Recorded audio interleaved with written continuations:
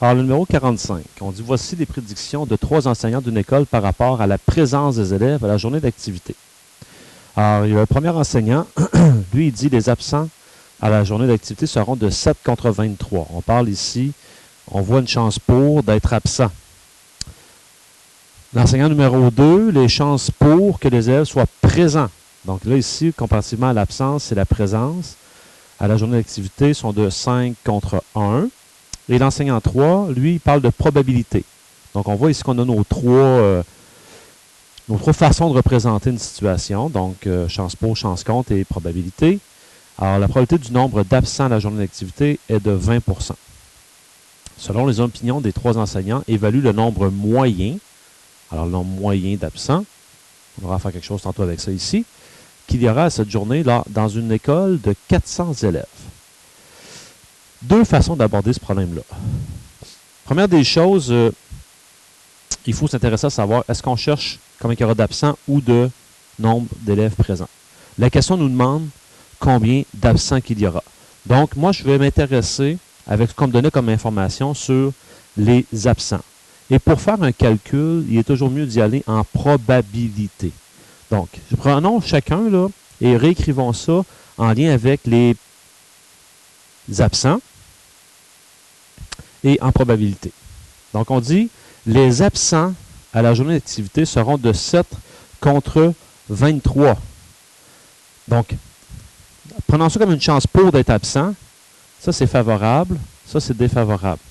Donc, la probabilité, c'est 7 sur le total qui est 30. Ça, c'est la probabilité d'être absent. Le suivant. Les chances pour que les élèves soient présents à la journée d'activité sont de 5 contre 1. Il y en a 5 qui vont être présents contre 1 qui vont être absents. Donc, d'être absent, c'est 1 contre 5. Et de la même manière que tout à l'heure, ça veut dire qu'ici, ma probabilité, c'est 1 sur 6. J'ai une chance sur 6 d'avoir un élève qui est absent. Et finalement, la dernière, c'était vraiment une probabilité d'être absent, c'est 20 %, donc 20 %. Ce qu'on va faire, on va aller calculer, ça donne combien d'élèves à peu près par enseignant selon sa probabilité. Donc, l'enseignant 1. Ben lui, il a 7 chances sur 30. Si j'ai 400 élèves, alors je fais 7 fois 400 divisé par 30, j'obtiens 93,33 élèves. On va le garder comme ça. Parce que j'ai à faire une moyenne. Alors, à la fin, si j'ai à arrondir, je le ferai. L'enseignant numéro 2. Lui, on avait une chance sur 6 d'avoir un absent. Donc, une chance sur 6 de 400 qui me donne 66,67 élèves absents sur 400. Et finalement, l'enseignant numéro 3, lui, il a 20 % des chances qu'il y ait des absents. Donc, 20 %, on écrit ça comme ça, de 400, qui me donne 80 élèves. Et là, ici, bien sûr, posons-nous la question. On cherche à savoir combien qu'il peut y avoir en moyenne, le nombre moyen d'absents qu'il y aura à cette journée d'activité.